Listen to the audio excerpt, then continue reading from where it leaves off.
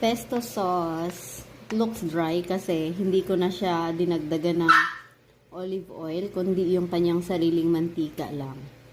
Para kahit papaano feeling healthy naman. Beef pesto with mushroom. Kain na. Cooking pesto pasta. Yan. Na beef ang halo.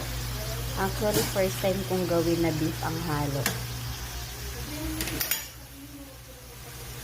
Oh! Mushroom. Baligtad.